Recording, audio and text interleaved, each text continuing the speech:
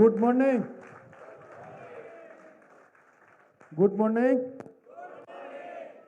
કિશનભાઈ, મને તો એવું લાગે છે કે હજુ બધાને ચા નાસ્તો બાકી હોય એવું લાગે છે. શું મિત્રો, ચા નાસ્તો બાકી છે કોઈને? તો જુસ્સા સાથે કરો. Good morning Ankleshwar. Good morning Bharuch. Good morning Surat. Good morning Vadodara. Good morning Navsari. Good morning પીબીએન.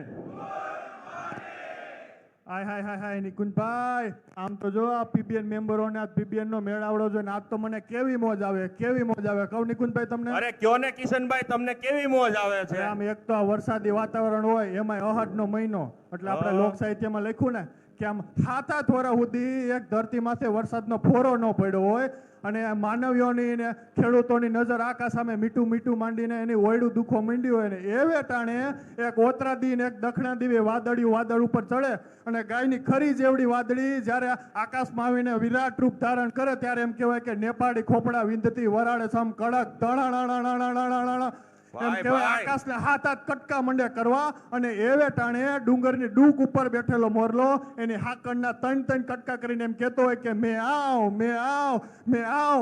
એને જેવી મોજ આવે ને જેવી મને મોજ આવે નિકુંજ. અરે કિશનભાઈ, તો તમને જબરી મોજ આવે. હું વાત કરો. તો મિત્રો, આ મોજને આપણે ભરૂચના ઇતિહાસ ઉપર થોડી નજર કરીએ મોજ સાથે. તો શું તમને ખબર છે ભરૂચનો ઇતિહાસ કેટલો જૂનો છે? નથી ખબર? તો સાંભળો.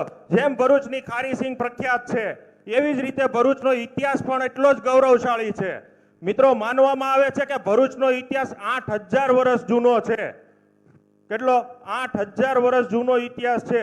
અને ભારતનું સૌથી વારાણસી પછીનું સૌથી સતત જૂનો વસવાટ ધરાવતું જો કોઈ શહેર હોય બીજું તો તે ભરૂચ છે. અને સ્કંદ પુરાણ અનુસાર બ્રહ્માજીના માનસ પુત્રએ ભૃગુ ઋષિએ આ શહેરની નર્મદા નદીના કિનારે સ્થાપના કરી અને એ સમયમાં એટલે કે પ્રાચીન સમયમાં આ પ્રદેશને ભૃગુ કચ્છ તરીકે ઓળખવામાં આવતો હતો, જેનો મતલબ થાય છે ભૃગુ ઋષિનો કાંઠો.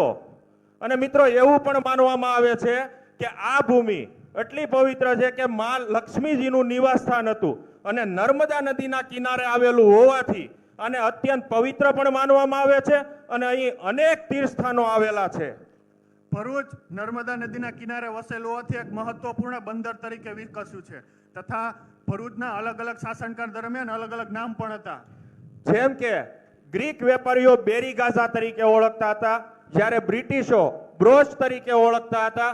અને અન્ય શાસનકાળની મિત્રો વાત કરીએ તો મુગલ અને મરાઠા શાસનકાળ દરમિયાન ભડોચ તરીકે ઓળખાતું હતું. સમયાંતરે આ શબ્દનો અપભ્રંશ થયો અને ભરૂચ તરીકે ઓળખાતું થયું. મિત્રો, આ એ ભરૂચ છે કે જેના પર વારંવાર આક્રમણો થયા, વારંવાર ભાંગી પડાયું, તેમ છતાં વારંવાર ઊભું થયું છે. તેથી જ વિશ્વ વિખ્યાત છે એક કહેવત કે ભાંગ્યું તો એ ભરૂચ. ઇતિહાસ ભરૂચની ઓળખ છે તો ભરૂચની ઇન્ડસ્ટ્રી એ જ આજની તાકાત. અને આજે તમે જે જગ્યા પર બેઠા છો તે એટલે અંકલેશ્વર. આજે અંકલેશ્વર એશિયાની સૌથી મોટી જીઆઈડીસી માનવામાં આવે છે મિત્રો. અને અહીં અંકલેશ્વરને જોડતી બીજી અનેક નાની મોટી જીઆઈડીસીઓ પણ આવેલી છે, જેમ કે પાનોલી, ઝઘડિયા, વિલાયત, વાગરા, સાયખા, દહેજ, જંબુસર. આ બધી જ જીઆઈડીસીઓ આજે અંકલેશ્વરની જીઆઈડીસીને સાથે જોડે છે. મિત્રો, અંકલેશ્વર જીઆઈડીસી ની વાત કરીએ તો અંકલેશ્વર જીઆઈડીસી માં ઇન્સેક્ટિસાઇડ, પેસ્ટિસાઇડ, ડાઈસ, પિગમેન્ટ એવા હજારો ઉદ્યોગ કાર્યરત છે. આજ એ જ ઉદ્યોગોને લીધે અંકલેશ્વર માત્ર ગુજરાત કે ભારત પૂરતું સીમિત નથી. એ આજે કેમિકલ ક્ષેત્રમાં વિશ્વમાં એક ડંકો વગાડે છે. મિત્રો, આપણે માત્ર અહીં કાર્ડની આપલે કરવા માટે ભેગા નથી થયા. બિઝનેસ કાર્ડની આપલે કરવા માટે ફક્ત ભેગા નથી થયા, એક નવા સંબંધો બનાવવા માટે ભેગા થયા છીએ. કારણ કે એક સારો સંપર્ક ક્યારેક ગ્રાહક બની જાય, એક મુલાકાત ક્યારે ભાગીદારીમાં બદલાઈ જાય અને એક ઓળખાણ ક્યારેક કરોડોમાં પરિવર્તિત થઈ જાય, એ કોઈ નથી જાણતું.